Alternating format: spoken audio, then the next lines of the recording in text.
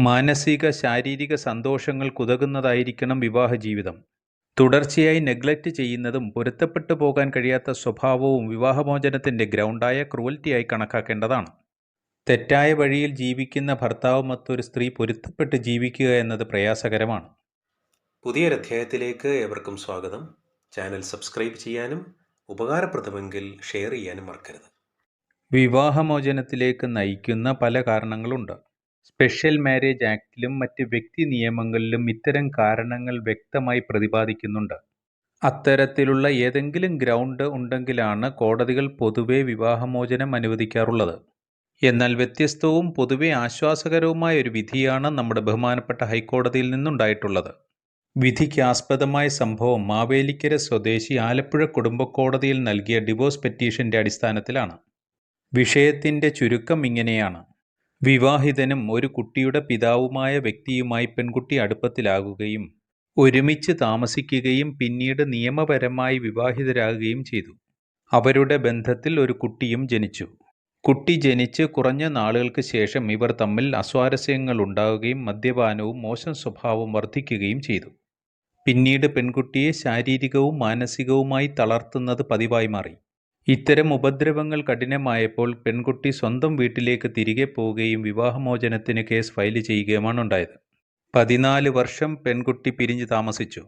വാദപ്രതിവാദങ്ങൾക്കൊടുവിൽ കുടുംബക്കോടതി പെൺകുട്ടിക്കെതിരായി വിധി പ്രസ്താവിക്കുകയാണുണ്ടായത്. ഇവരുടെ വിഷയങ്ങൾ സാധാരണ കുടുംബജീവിതത്തിലെ വിഷയങ്ങളായി കലഹങ്ങളായി കണക്കാക്കാനേ കഴിയൂ.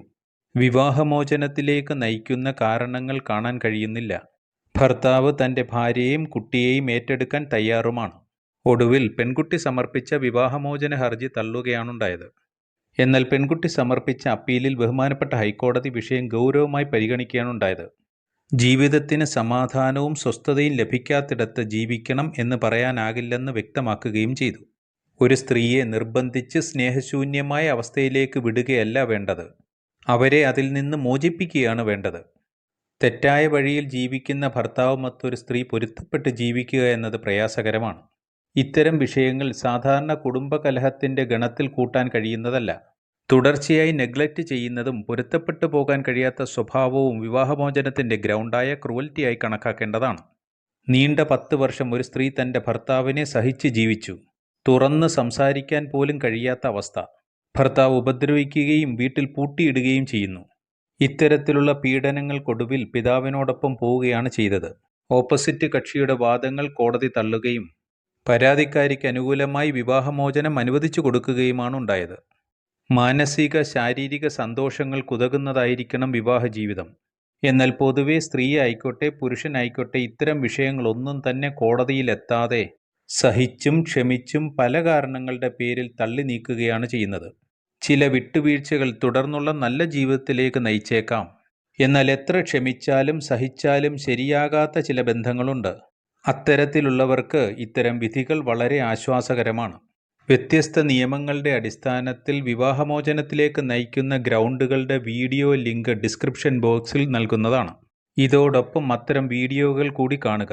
പൊതുവെ വിവാഹമോചനത്തിലേക്ക് നയിക്കുന്ന ഗ്രൗണ്ടുകൾ ഏതെല്ലാമാണെന്ന് നോക്കാം. വിവാഹബന്ധം വേർപെടുത്തുന്നതിനാവശ്യമായ ഗ്രൗണ്ടുകൾ ഏതെല്ലാമാണെന്ന് നോക്കാം.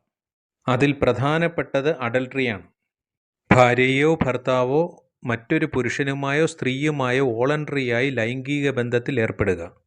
അഡൾട്ടറി നിയമപരമായി ഡീക്രിമിനലൈസ് ചെയ്തിരിക്കുകയാണ്.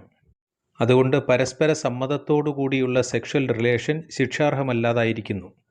എന്നാൽ വിവാഹമോചനത്തിനുള്ള ശക്തമായ ഒരു ഗ്രൗണ്ടാണത്. മറ്റൊന്നാണ് ഡെസേർട്ട് ചെയ്യുക.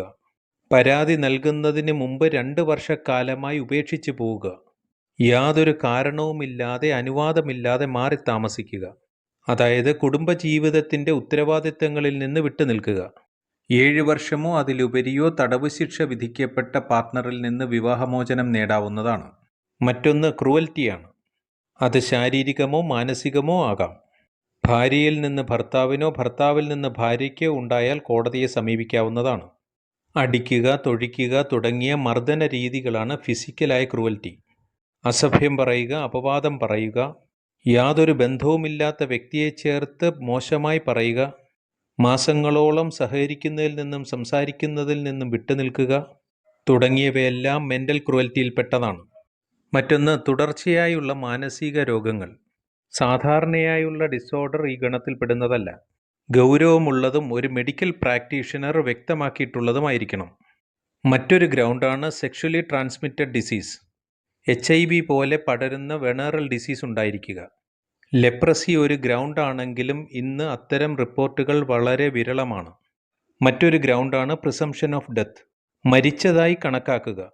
തൻ്റെ ഭാര്യ അല്ലെങ്കിൽ ഭർത്താവിനെ 7 വർഷമായി കാണാതാകുകയും ആള് ജീവിച്ചിരിപ്പുണ്ടോ അതോ മരിച്ചതാണോ എന്ന് അറിയാത്ത അവസ്ഥ. സ്ത്രീകൾക്ക് മാത്രമായുള്ള ചില ഗ്രൗണ്ടുകളുണ്ട്. ഭർത്താവിനെ റേപ്പിൻ്റെ പേരിൽ, പ്രകൃതി വിരുദ്ധ ലൈംഗികതയുടെ പേരിൽ, മൃഗങ്ങളുമായുള്ള ലൈംഗികതയുടെ പേരിൽ കോടതി കുറ്റക്കാരനായി കാണുകയും ശിക്ഷ വിധിക്കുകയും ചെയ്തിട്ടുണ്ടെങ്കിൽ ഫൈനൽ ജഡ്ജ്മെൻറ്റിന്മേലാണ് വിവാഹമോചനത്തിനായി കോടതിയെ സമീപിക്കാൻ കഴിയുന്നത്. ഇത്തരം ഗ്രൗണ്ടുകളിന്മേൽ അഗ്രിയുടെ കക്ഷിക്ക് വിവാഹമോചനത്തിനായി കോടതിയെ സമീപിക്കാവുന്നതാണ്. നിയമപരമായി ഇത്തരം വിഷയങ്ങൾ അറിയുന്നതിന് ചാനലിലെ മറ്റ് വീഡിയോകൾ കാണുക. മറ്റൊരധ്യായവുമായി വീണ്ടും കാണാം. Thanks for watching.